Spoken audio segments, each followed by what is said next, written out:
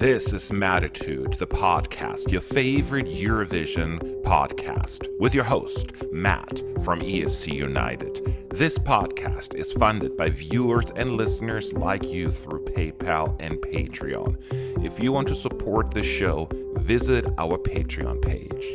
Now enjoy the show.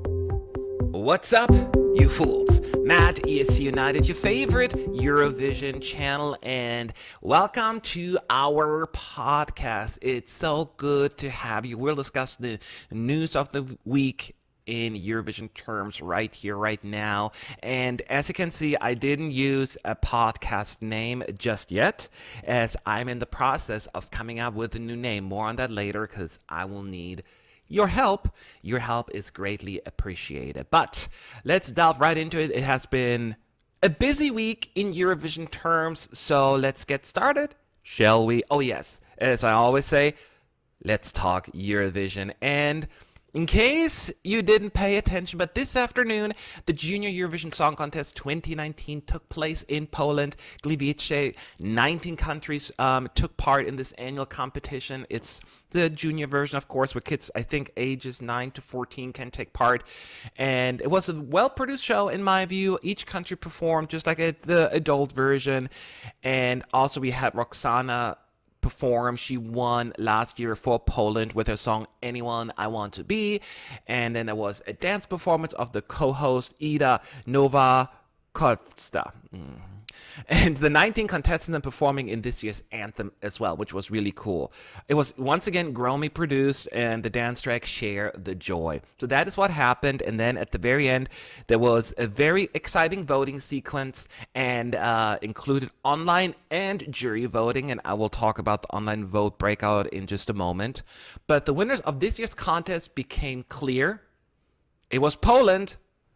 Again, yes. So Vicky Gabor is her name. She won the online vote for the contest, overtaking the jury winner, Kazakhstan, who eventually then finished as the runner-up. Still a great result. Right? So Spain finished third, another favorite, ensuring the continued streak at the top 5 anytime they take part, whenever they take part in the contest. And then the Netherlands and France, they rounded up the top 5. So very interesting outcome. Then also, we got to point that out.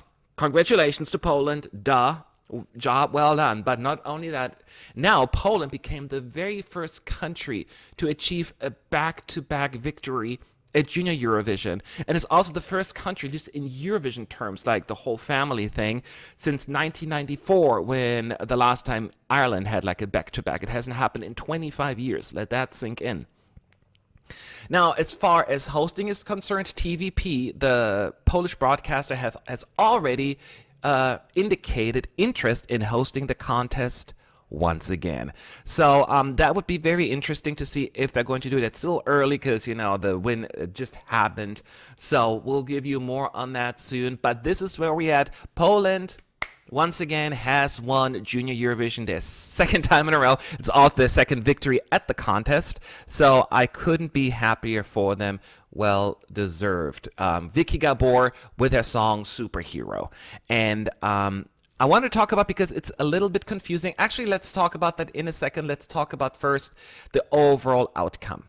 And the first of all, obviously, as we discussed, Poland has won the contest. Kazakhstan, Spain, Netherlands, France are the top 5. And there are a bunch of 19 countries taking part. Unfortunately, Malta is in last place. They've had usually a pretty good history at the contest, but this time in last place. Hopefully that will not discourage them from coming back next year. And then Wales slowly working their way up. Last year they were in last place. This year, second to last. So slowly working their way up, which means in 18 years or so, they will win this contest. I'm telling you right now. So other than that, interesting results. But this is just the overall score. The interesting part, as pointed out, there is a breakout between the online vote and the jury vote. And the online vote is very, very interesting. It's very Junior Eurovision focused. It doesn't happen at the adult version. This is how it works. So instead of the good old-fashioned picking up the phone and calling in or send a text message, you have to vote online. And it opens actually on the Friday before the final. So it opened a few days ago at 8 p.m. Central European time, then stayed open until the show kicked off, like a minute before the actual junior show kicked off. They closed the voting and then opened it again when the actual voting window opened. And then for 15 minutes they get to vote again. Then unlike at the big adult version of the contest, you can actually vote for your own country. So if you're from North Macedonia, yes, you can vote for North Macedonia, which is something we do not allow at the adult version. And you can also vote regardless of whether or not your country is taking part in the competition. So for instance, I live in the United States. Clearly, we don't take part in the adult version or the junior version, and we never will, hopefully.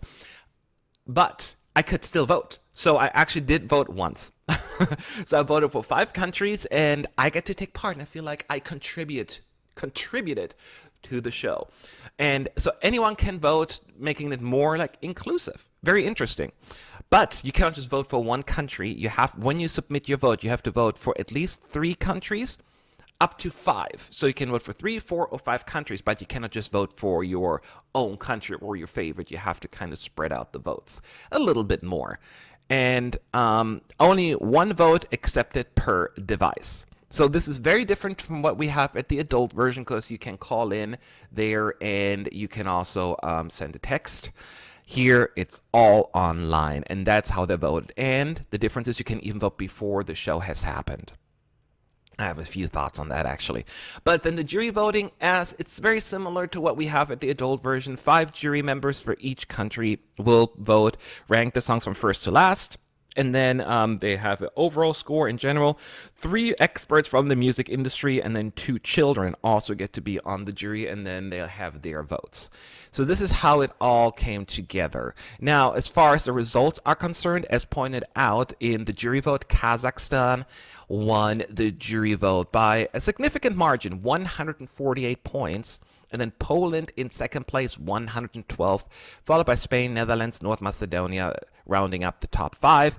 Portugal is the last place, 0 points from the juries, but at least they received points from the televoters. But the juries were not impressed with that song. This is how it ended up. And as far as the televote is concerned, this is where Poland really took over. A clear majority voted for that song, Superhero. 166 points received from the televote for Poland, giving it a pretty good lead as far as like winning is concerned, the winning margin. Pretty darn good. Spain was in second place, one of the other favorites, and France, another favorite, in third place. Not many surprises here.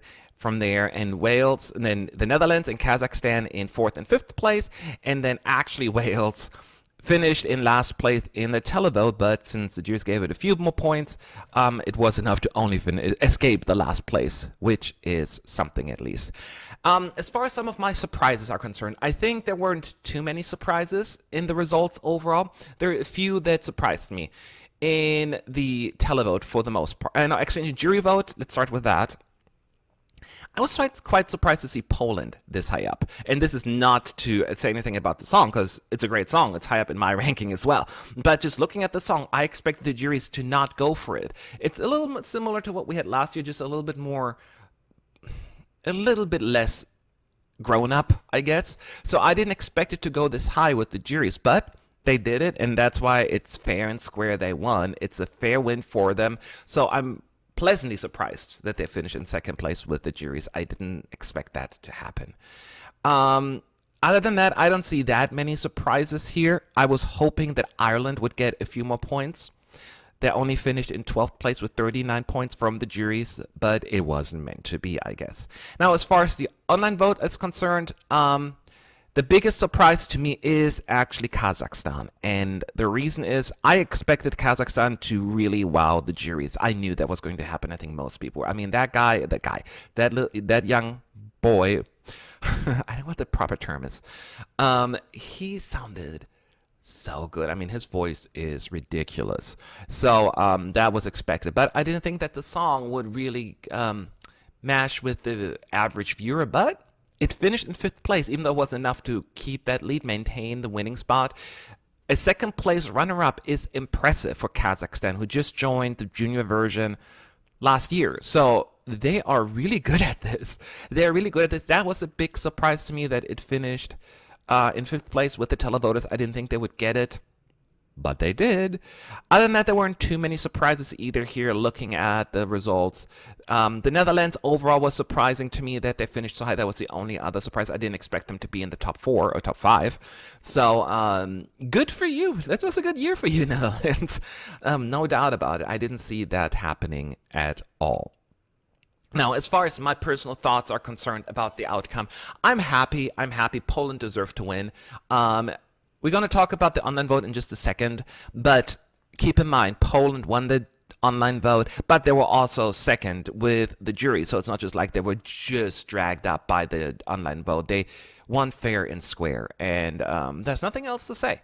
Now, you can make a case about the online voting doesn't make much sense, certain parts of it, and I'll address that, but that won't take away from the success of Poland because, let's be real, they would have won regardless. The song was very popular with the fans from the beginning. It was well executed, and it happens sometimes that a country wins back-to-back. So, no, I will not take away from that win. So I'm very happy about that. My two personal favorites were Spain and France. So the fact that they finished second and third with the televote, I keep saying televoters, it's online vote. I still got to get used to that.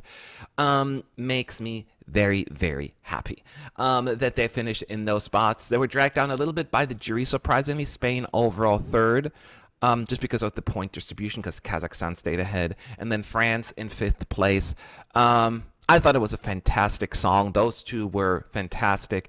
Very happy that they ended up in the top 5. Well-deserved. Spain come back. France come back next year. You're doing it right. You're doing junior right as well. Poland, Spain, and France are like pretty good at this right now. It feels like it. On Kazakhstan, of course. In Kazakhstan.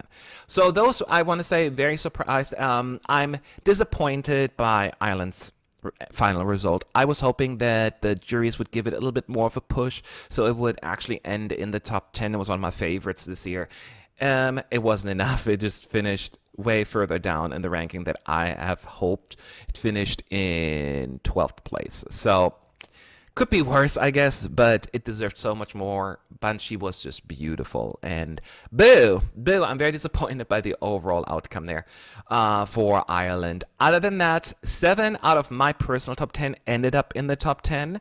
So that's not too shabby, right? You can say the ones I didn't put in were Kazakhstan, who finished in second place overall. And this comes down to personal taste. I mean, vocally, obviously, was the highlight of the night. I don't think we can dispute that. The song to me just, is not my kind of song, but it is probably maybe more geared towards children, which makes sense. It went bigger there, 5th place. It just wasn't for me. But I will not take away anything from the result because what an amazing performance. What an amazing performance. I'm very happy for Kazakhstan, even if it's not my personal top 10. The Netherlands wasn't in my top 10 either. I took him out the very last moment because I had Netherlands in 10th place and Ukraine in 11th, and I flipped them around the very last second. Blip! I'm like, should have kept them in there. But it wasn't a prediction. It was my personal taste. So I'm happy for them. And it came across way better live than in the music video. I'll give it that as well. So I'm very happy for the Netherlands. And I also didn't put Australia in my top 10. That was definitely the making of the juries this time around. The vocals obviously were great. It wasn't my kind of song. So I didn't have that either in there. So the 3 songs that I had in my top 10 that didn't make it, as pointed out, Ireland, really high up. I love that song. Saddened that it didn't make it. I had Ukraine in my top 10, only 15th place. I can see that happening. It just didn't feel as interesting live there on the big stage. So that's very sad. And then Albania, but I predicted early on. I put Albania in my 9th place. I knew it was going to flop. It's just a very difficult song to get into for children in particular. So I'm not surprised.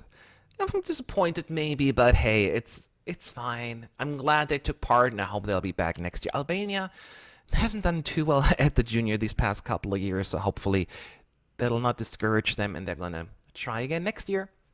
So these are my thoughts, my opinions on this particular topic. Congratulations again, Poland. I hope you're going to host it again next year. You'd earned it. Enjoy it. You haven't done too well at the adult version as of late, so enjoy at least the junior version. I know you'll be back there as well. I know. But hey, just A big shout out to you. So this is also a great opportunity to kind of transition into the next topic. And that is something that would happen the first time that was done at Junior Eurovision or anywhere at Eurovision is just like at the adult version, in case you know how it works, everyone rehearses. So how it works, each country gets to rehearse once for the first rehearsal, then they're going to go again for their second rehearsal, and then their dress rehearsals will start. And that is exactly how it went down. The first rehearsal, it's usually closed in the arena, but the press can watch it in the press center. And then for the second one, same thing. However, this year at Junior Eurovision, they changed it up a little and they closed it down for the press. So no one could watch the very first rehearsal. And here's what Jan Olasan, the executive supervisor of the EBU, said, because he was asked about that, if they're going to do that at the actual adult version as well. And he said, we will still have an open and first rehearsal like we've had over the last years.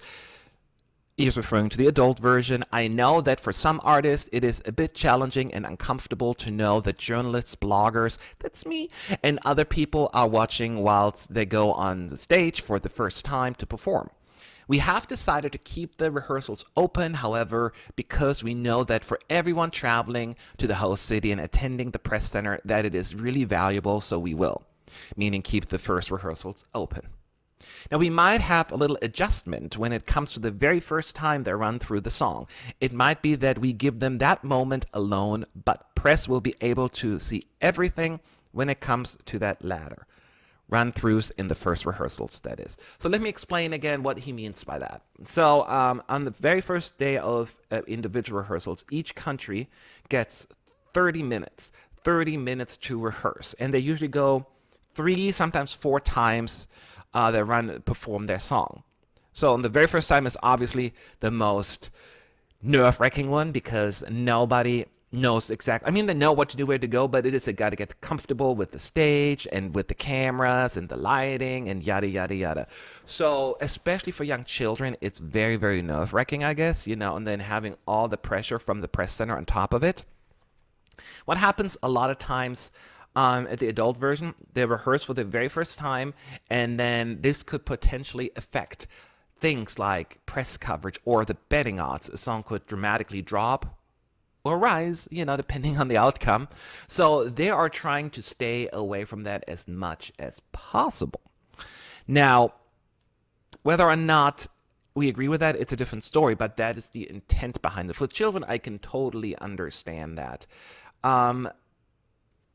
They said they are not going to do that for the adult version, so we will be able to be in there the entire time and review everything and comment on it accordingly. So it will not change in 2020. We don't know if it's going to change in the following year, 21, but let's do 1 year at a time. But in Junior Eurovision, especially for younger kids, it's very, very nerve-wracking. So whether or not they're going to introduce, and let's talk about the change that they may implement at the adult version, and that is about, potentially not showing the very first performance of the rehearsals. As I said, they perform like 3 to 4 times, and if they do not show the very first run-through of the performance, they would then turn on the cameras later on, so we see the next 2 or 3 individual performances, just to give them a little bit more time to get comfortable. And I personally would rather see them all, but I feel as this would be a fair compromise. Some people are saying, well, just close them all, completely all the way. I do not think that this is a good idea, number one, for selfish reasons. I do this, it would take away so much, like it'd take away like almost half a week for rehearsal. So the fun of the 2 weeks of rehearsals would be cut almost in half, not quite, but certainly by at least a third. And that would be a bummer. People love the rehearsal stage of it, the fans and all of that. And it can also help countries. Look at Cyprus 2018. Eleni Ferreira, after the first rehearsals, went up. And yes, and Israel went down a little, so you can make the case for the other way around. But that's how it goes, right? You are in a competition, so you need to be able to kind of withstand the pressure. I understand that, you just rather want to get comfortable and all of that stuff, but they also know that hosting the contest brings a lot of revenue to the city. So if they were to cut now the rehearsals by like 4 or 5 days, it would be probably 4 days. That means less people would travel early, so there will be less revenue coming into town, I guess, so they understand there's more to it than just that. And I understand both sides. Obviously, I'm biased, so I am definitely siding with the let's see them all. But I do feel as not showing the very first performance is a fair compromise. We can still report just like we used to, and you can see the rest of it. And if they're going to implement that, I will support it, but don't make them completely private. That would be not a preference of mine, and I would be like, with my pitchfork out there protesting. I don't know why I picked a pitchfork. I would not hurt anyone, but it's just like kind of what you see in movies. Anyway, so that is what's happening right now with the closed rehearsals or in Junior Eurovision. Not to be expected at the big Eurovision, but maybe some minor tweaks and adjustments. So what else do we have? Let's talk about some other topics. Interestingly enough, so the preparations in the Netherlands are going ahead, hopefully fine. They're trying to figure out the funding and all of that stuff, trying to get more from the government, but it'll be fine. It'll be fine. They'll figure out what to do. And one big part of Eurovision are the volunteers. Every year, the broadcaster and the EBU are calling for volunteers to volunteer at the contest in multiple positions. Could be a host with the delegations, but it could be just working in certain cafeterias or in the press center or at Euroclub or in many different places where volunteers are needed. And they're not getting paid. They're not going to be any accommodation or food. I do think that sometimes I get like one of the rehearsal tickets. I'm not sure if that's still valid or accurate. But basically, it's what I refer to as a resume booster. So you put that on your resume, and it's a great experience, learning experience, work experience, and a very common thing. However, there is in the Rotterdam Socialist Party, and they don't find that good or cool at all that these people get to work for free. So they are basically demanding that they are paid for their work. And especially there are a little bit more, like, I wouldn't say strict, but demanding requirements. For instance, I think you need to speak 2 or 3 languages now. You need to 3 languages preferred, not must, but definitely preferred. And that you must know Rotterdam, and you must work around the clock, and all of these little like factors seem as like this doesn't sound like a volunteer position. It sounds more like a paid professional position. So therefore, the Rotterdam Socialist Party, I'm going to quote, this Rotterdam Socialist Party faction thinks it is strange that there is such high requirements for a volunteering position and that the volunteer is not getting any compensation or salary. Because of that, we would like to debate with the City Council and the Aldermen on the employability of volunteers at the Eurovision Song Contest. Okay, so I understand where they're coming from. I understand what they're trying to do here, and I go to Eurovision every year, and it's not cheap. You have to, hopefully find some kind of income, or you just save it up, or you do what I do that as a side gig here, and hopefully make some money on the side. So it's exhausting. So I get that it would be nice to pay them, but keep in mind, it is a little odd a request, in my view. The whole idea of a volunteer position is to volunteer your time. And it's not resulting in paid, kind of like internships, though internships sometimes get paid, but for the most part, they're not. But it's really just an experience. It's something you can say, you can see the behind the scenes stuff at the contest, and just really has something you can put on your resume and say, look what I've done. And it's a really cool experience. And it's been very clear, obvious when it's being advertised that you're not going to get anything out of it except for the experience and potentially something for your CV, right? Maybe practice, some of your language skills. But other than that, it's basically exactly that. And it's a very common thing to do. or at least commenting in big events like that. I think they do it at the Olympic Games. I'm pretty sure that they're doing it at the World Cup as well. So there are many different things where you ask for volunteers. And they volunteer because they have a love and passion for that event and they want to be part of it. Keep in mind, if they had to pay for it, could you imagine the increase in costs? Then they would have to increase the participation fees of all the countries, and all the smaller countries couldn't even take part, and Eurovision would become even more expensive, which would then drive up the costs of the tickets, and oh gosh, that could go on for hours. So I understand that it would be nice to pay for everyone. I would love to get paid as well that way, but that's not how it works, and I don't know how we could even finance that. I wouldn't know where the EBU or the broadcaster would get the money from. Eurovision on its own is already so expensive as it is. So I understand what they're trying to do, but it just doesn't make sense. I don't see it feasible on how we can really implement such a rule at the contest. So let me know if you agree or disagree, if there's any way or path to get that done. But I think the intent there is good and pure, but reality just says, not a thing. Not a thing. But would be interested to hear from you and see what your thoughts are on that. Okay, let's go back actually and talk about Kazakhstan. As we all know, Kazakhstan took part now at Junior Vision twice, with the second place this year. They debuted in 2018, already wowed us with their song, and once again, they're just on a roll already this early on. And a lot of fans, myself included, have been very supportive and vocal about our desire to see them at the adult version of the contest as well. Keep in mind, in case you don't know, Kazakhstan is technically, it's not an EBU member, but only an associate member, and only full EBU members are granted access to the contest. And that, though, has kind of gone out of the window when we invited Australia to the contest in 2015. We made an exception for them. They're being invited every year. So you can make the same case as Kazakhstan, for Kazakhstan, I should say. And why not, right? So especially with them taking part in junior, that I think, why can't they take part now in the big version either? They have shown their interest and their professionalism. So the question came up actually at a press conference in Poland during Junior Eurovision.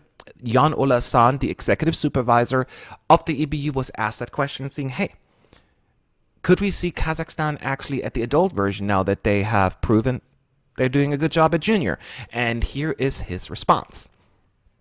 First of all, we're very happy to have the delegation from Kazakhstan here, and they performed really well last year. That was before the results today, by the way. They have a great act this year, and they prepare thoroughly and sent the best crew, basically, so we're happy for that.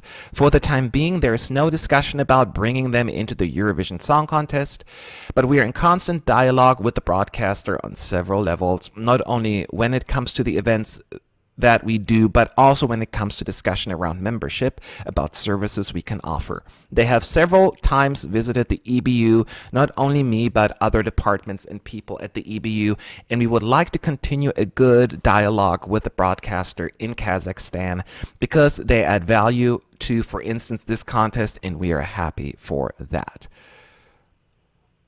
So this is kind of in line with what he has said previously. He's kind of more, I didn't say ignore the question, but he's been very vague on it. This was a little bit more of an elaborate answer, which was interesting and appreciated.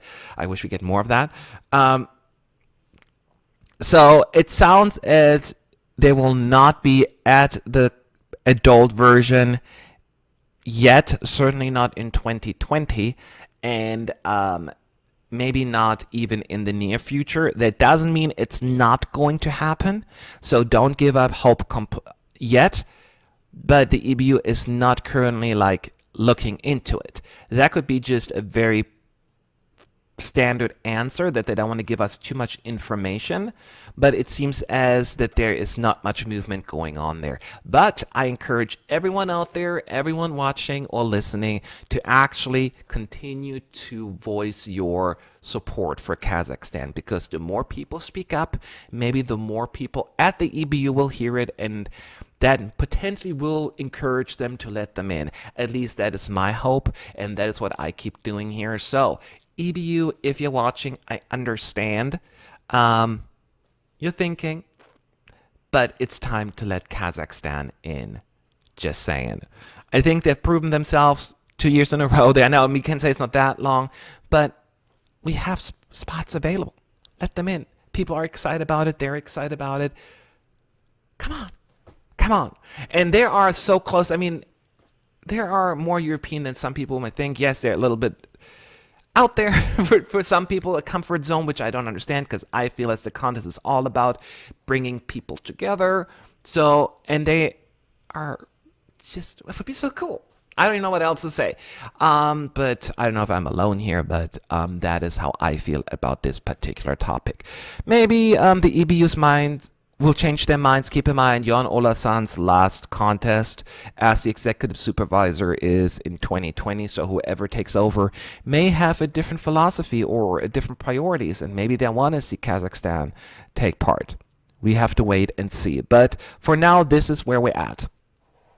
So one other thing that has been going on that has really been on my mind is next year's Eurovision 2020. As we all know, 41 countries are taking part, which is exactly the same number we had last year. The difference is 2 countries withdrew, 2 countries returned. The 2 returnees, Ukraine and Bulgaria. So Ukraine, as we all know, had that scandalous but so juicy national final where there's so much drama going on. It became very political, and the siren song was then selected, but then all the conditions that were put on her, she didn't feel comfortable, and then it was a big mess. Ultimately, Ukraine decided to withdraw from the contest in 2019 in Israel, but they said we will be back the following year, and they were right. They are back. They didn't lie to us. And then Bulgaria also withdrew in 2019 due to budgeting issues, and they found the money. They have money now, and they returned to the contest, and I cannot be happier the Bulgarian team is one of the nicest teams out there. There's so many nice teams though, but the Bulgarian team they're so excited about their participation, and they're all so approachable, and I love them. So I'm so happy for Bulgaria to return to the contest, but that means 2 countries withdrew. One of them is Montenegro, the tiny nation who has fairly bad results over the last few years, so they decided to sit out this year or next year. Hopefully they will return, but they have also some financial, restrictions there. It's a small country, and I understand money is tight, especially with the current results. The biggest surprise, I think, for everyone was, though, that Hungary withdrew. Hungary took breaks before, but as of late, they have done really well at the contest. They returned to the contest after a year or 2 off, I think 1 year, in 2011, and have qualified from the semis every single year since then. And that is impressive. A lot of countries, most countries cannot say that until 2019, this year, when they did not qualify for the very first time since they returned in 2011. But they had such a good run, especially multiple top 10 results in 2013, in 2014, in 2017. So a lot of countries are actually jealous. They would love to have a track record like that. But then we got that note a few weeks ago saying, hey, Adal, which is basically the national final that was used before to select the song and act for Eurovision, will no longer select the Eurovision song. That they're just going to do it more of a national show rather than an international show to support local talent. And that, of course, raised a lot of red flags, saying, well, then what about Eurovision? Are they going to use a different method, or are they going to withdraw completely? And sure enough, they withdrew. They withdrew. We were all very disappointed, and we don't even really have an official reason. The broadcaster just didn't submit their thing, and that's what it. And we were all very, very disappointed.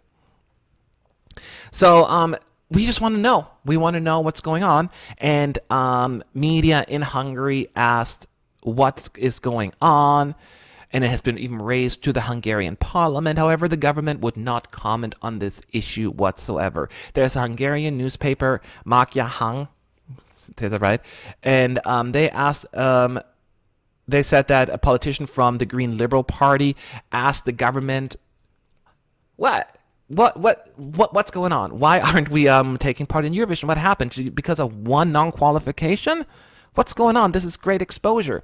But the Secretary of State refused to answer the question. They just said, no member of the government has the possibility to revise nor to control the decisions of the public broadcaster, thus the decision regarding the production mentioned in the question. It's so weird that no one knows what's going on. Since the government cannot get involved, the broadcaster's not saying, no one knows why they withdrew and if it's just a one-time thing or they're just like, we're done. It is very frustrating when you have a country at Eurovision that is important to Europe. It's like in the heart of Europe. And I've been to Budapest, to Hungary 3 times now in 4 years. Let that sink in. That's how much I love it. So I have a very close connection to the country anyway. But if there's such a hush-hush thing about it, letting the fans hang out there in the open, not telling them what's going on, it's just very, very frustrating. Of course, then the paper was speculating that the non-qualification had something to do with it, but that would be very disappointing after one non-qualification. I mean, look at other countries that have done way worse, that this would be something then for them.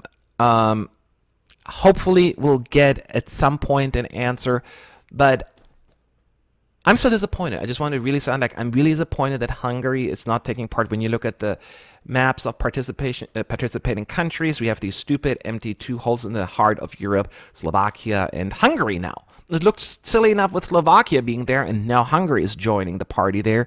It's very, very upsetting. And yes, we can say, well, it's only for 1 year, hopefully, but maybe is it? Is it not? We do not know. No one's telling us anything. So hopefully the broadcaster will come at least with really some statement saying, hey, we will be back next year, or this is why we're doing it. It just sucks. It just really sucks in my view. So this is where we're at right now. We don't know what's happening, but we have at least 41 countries matching the number from last year's. And I guess that counts for something. I'm still not happy. Not happy. What else is going on? So, Melodifestivalen. Melodifestivalen is the national final, basically, in Sweden. Technically, it's its own standalone show to a certain extent. Melodifestivalen is the biggest national final in Europe and the most popular one, even overseas, like abroad, I should say. It picked all the greats from ABBA to Carola to whoever won the contest for Sweden in the past, and it's just very high production value and great songwriting, and it's just a great show. So everyone is always looking forward to the participation list, who is taking part this year, who is returning, and all of that stuff. They're not officially allowed to announce it right away. There was an announcement that's coming sometime this week, but as always, there are always some leaks and some speculation out there on who is taking part.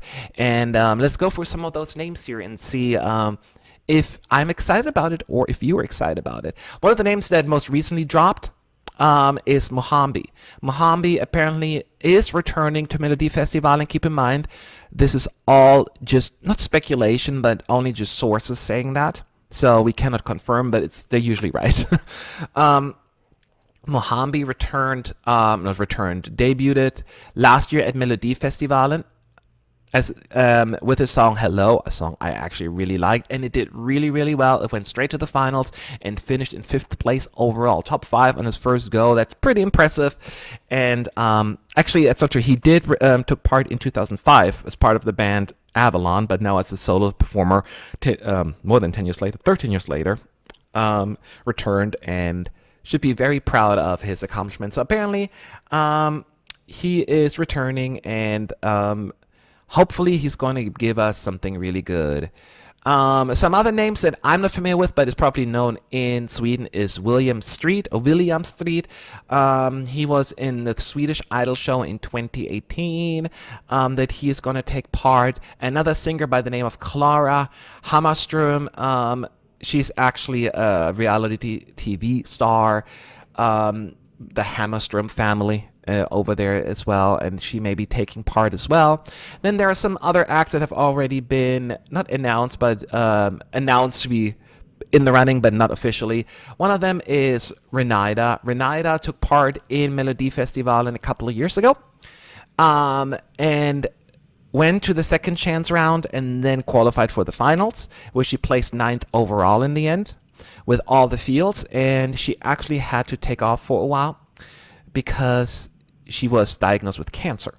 And but now she's back, and we're very, very, very happy for her. The operation to remove the tumor was a success, so we are rooting for you, and glad to have you back if the rumors are true. Also returning is Ellen Benedictson, and I'm super excited about it. I think it was 2014 where she performed Songbird, a song I just loved to bits. And her voice is just so pretty. I really like the sound of her voice. She also has been a stand-in for the Eurovision performances in 2013 as well. In 2015, she returned with Insomnia. She didn't go too far, but I'm glad she's returning. Apparently, she's going to team up with Simon Peyron, and he also has some experience at Melodifestivalen. He was the frontman of the band Outrigger with Echo, and now he's actually teaming up with her. That's pretty cool. There's another one. I don't know how to pronounce it. Is it Ove or OVE? It's a rap duo. And it's short for Omvi Överslever. I don't speak any Swedish. If we survive. So it's going to be interesting if they're going to actually be there. I don't know how rap will work at Melodifestivalen, and that's always a very interesting approach, but I'm all for diversity, so by all means. Another one act to return is Torsten Flink, and apparently he actually confirmed his Melodifestivalen participation, and usually that's grants for disqualification because you're not supposed to share that information, but apparently the producers and the people in charge decided to keep him anyway. So that's basically the only one we probably know for sure that he's going to take part, unless he is lying to us. So he is returning. Some other returning names, and that gets really interesting here. Anna Bergendahl. Anna Bergendahl is returning once again to Melodifestivalen.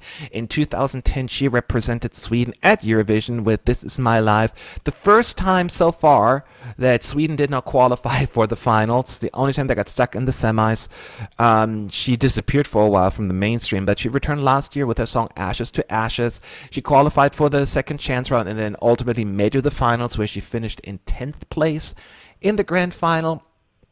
And also did really well in the OGAE second chance poll. So, and she is returning that she has a song ready, and hopefully it's going to be another good one. I like her sound now. Her voice has matured a lot even more, and I'm really excited about that. Also returning, allegedly, is Robin Bengtsson.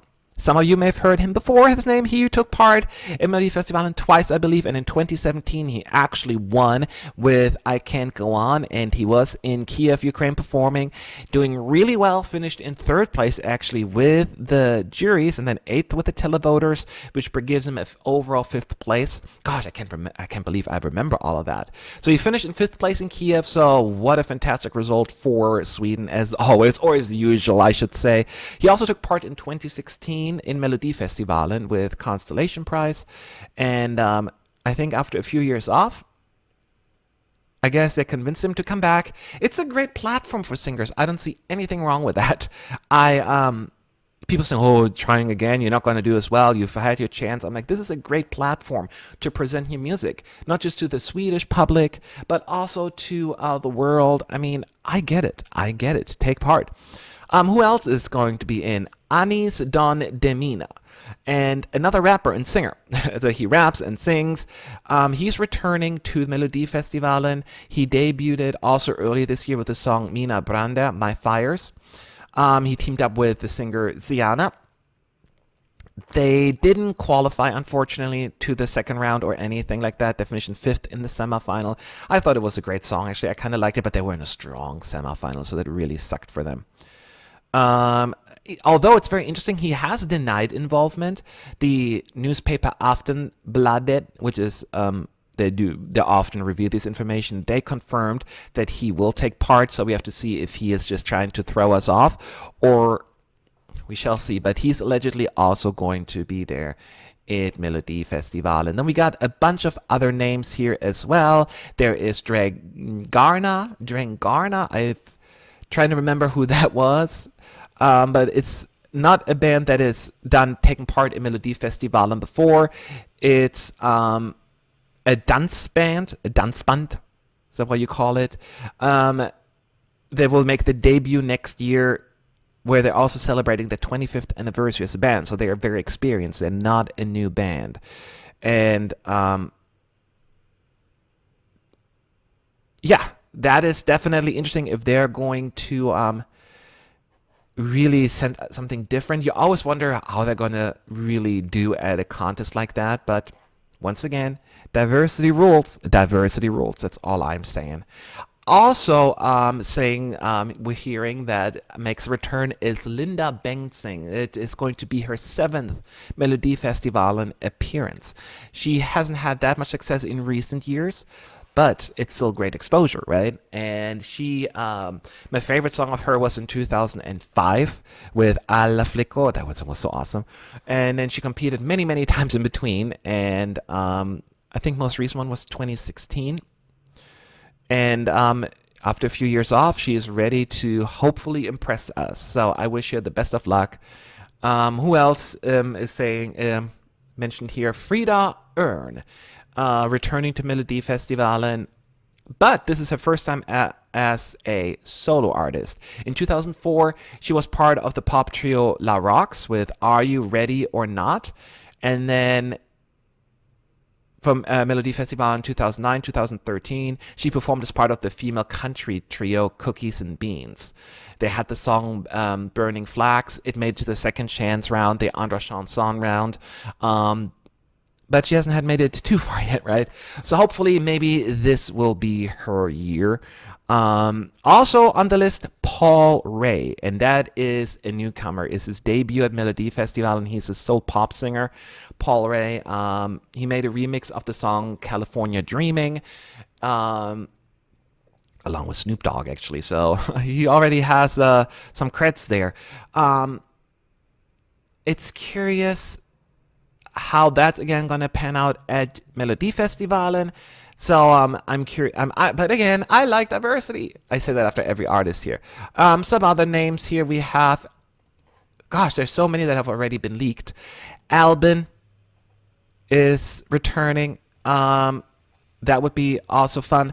Now, Albin is reported to have his second Melodifestivalen appearance. In 2014, he took part with Din Soldat. It seems like they have a lot of rap going on these days, which is interesting. And then who else do we have? Oh, yes, Eric Sade. Have you heard about that? Now, Eric Sade has not been confirmed yet, apparently, but the producers are really coming after him. Like, they really want him to take part. So there's a good chance that he will take part. He hosted, actually, this year, in 2019. So him returning would be very, very interesting. Very interesting. And then there's a young talent, 16-year-old Susie P. Oh, yeah, and by the way, Eric Sade represented Sweden before in 2011 with Popular, and he finished in 3rd place, so I should point that out, but most of you hopefully know that already. Then, again, Susie P. She's a 16-year-old singer. She is also making her debut at Melodifestivalen because she's very young. She couldn't have taken part before that. So, who else do we have here? The Mamas. The Mamas are the backup singers from last year. Actually, yes. How cool would that be? Like 3 of them would actually team up and come up with their own song. And they really elevated Is It Too Late for Love by John Lundvik to a higher level. And I'm really curious what they can come up with. I'm really excited for them to get their own moment in the spotlight. And then Victor Krona. Victor Krona is taking part in Melodifestivalen. He represented Estonia.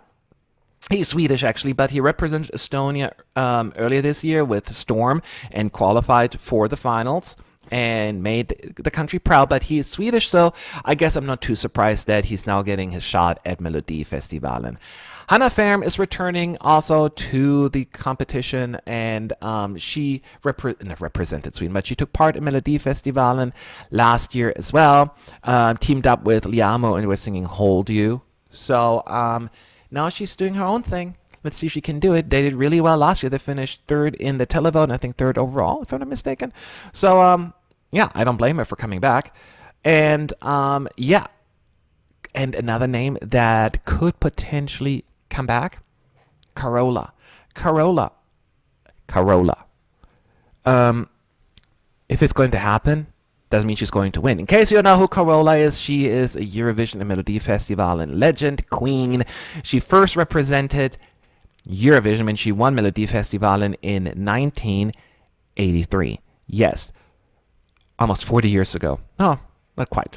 My math sucks, but you know what I mean. 30 something years, like close to 40 years, 37 years. So a long time ago. And she then won Melodifestivalen again in 1991 and then also won the Eurovision contest. So she has a win under her belt as well. And then her third participation was in 2006 when she represented Sweden with Invincible, finishing in 5th place overall. So a first, a third, and a 5th place, a fantastic track record at the contest. She tried to represent Sweden again. She took part in Melodifestivalen, and afterwards she didn't make it all the way to the end. But she's a big name. She has a big fan base, and comes down to whether or not her sound is still relevant at this point. Maybe she switched it up, but I am thrilled if she actually shows up on that list. So these are some names, and the official list will come out soon. But there are lots of big names to expect, and I don't expect anything less. I don't expect anything less from Melodifestivalen, and there's a reason. We're all looking forward to that contest all the time, so every single year. So this is where we're at this point. So these are the news so far. I also want to just address one thing real quick, is this particular podcast. As we're entering the new season, 2020 season, it's time to rename this podcast. I kind of used the same name for the live stream and the podcast, but I feel as I need to come up with a more unique name for the podcast. I just can't think of a name right now that I like. So I would hope if people will help me come up with a really cool name. I will also talk about this on Twitter, so follow me on @MattESCUnited and help me come up with a really cool name, and then I maybe post it for a vote, the top 4 or something like that, and you get to pick the name because I cannot make up my mind. So more on that to come. Just make sure you follow me on Twitter, and I will post more news on that very soon. So this is going to be another interesting week. I live in the United States, so it's Thanksgiving, so I'll be eating a lot of turkey and stuffing and green bean casserole and all of that stuff. But that doesn't mean Eurovision is taking a break because it's Europe. They don't care. Tomorrow is a big day. Bulgaria will announce the artist that is going to represent them. I am stoked. I'm nervous. I want to see who it is. Maybe it's a returnee. Maybe it's a new person. Who knows? Who knows? Bulgaria has been on a run, even though they took off last year due to financial reasons. Glad to have them back now. Melodifestivalen, even though I just ran down the names, we'll get the official list coming up as well. We should get some of the songs Estilal, and I'm expecting for the songs from Albania, Festival Ikengis, to drop in the near future as well. So hopefully we get some of that stuff. I'm really excited, and make sure to check back here soon because more news to come. I am Matt. This is ESC United's podcast. New name to come. Thank you for listening in, and have a good day, have a good night, have a good whatever.